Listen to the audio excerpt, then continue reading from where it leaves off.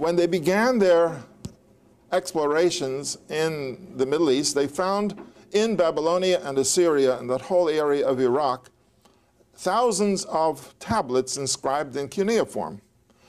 You look at it, what does it mean?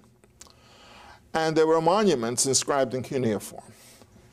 So some scholars started to work on it. Now, George Rawlinson decided he wants to break it or crack it. And he knew many of the languages, fluent in Greek and in Latin and in Persian also, and in Arabic.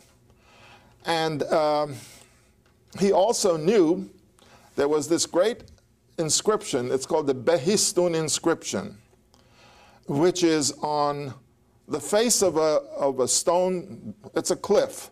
It's on the face of a stone 250 feet above the ground.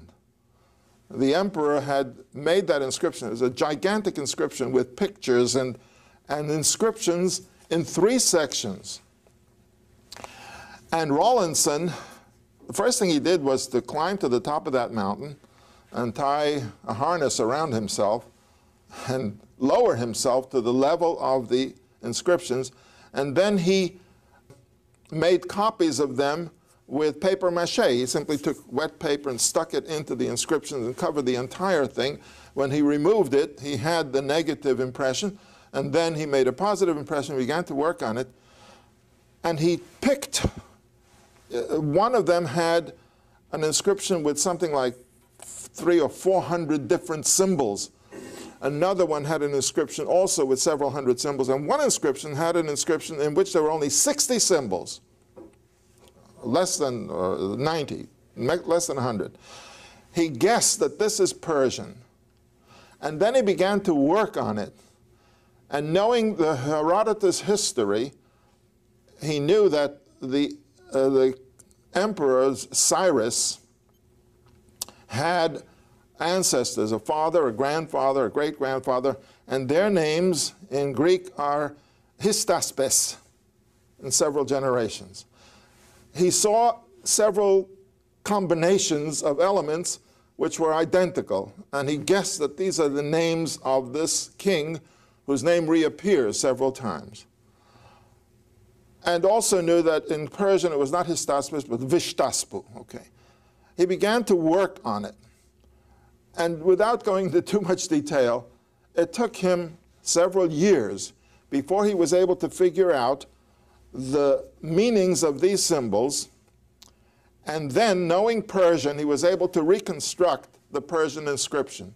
Then he went to work on the Babylonian inscription. And using the parallels, he was able to figure out the pronunciation of the names in Babylonian. And then knowing these, he was able to figure out a few more words. Now, since Babylonian is related to Hebrew, he was able to figure out more. Simply put, it took him 20 years. After 20 years, he said he can read Babylonian cuneiform. And that means 20 years of research and breaking his energy on that. And it turned out that he was able to read Babylonian cuneiform.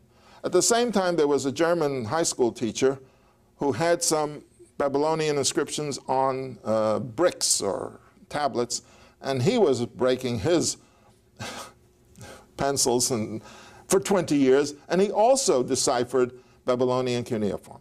So after that, they were able to read Babylonian cuneiform. Now, they came to the other set of inscriptions. Elamite couldn't translate it because it's not related to any known language, so they had to struggle with it. Then they came to these hundreds of tablets in Sumerian.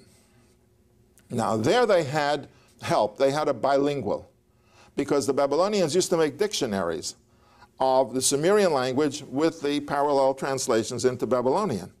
And then they began to read the Sumerian on the basis of the Babylonian bilinguals, and then they said, well, we can actually understand Sumerian. And gradually, again, it took them another 20 or 30 years, probably more, until they were able to read Sumerian. So of the great Sumerian scholars, there was Professor Thorkild Jakobsen and Samuel Kramer, and a man by the name of Wolfram von Soden.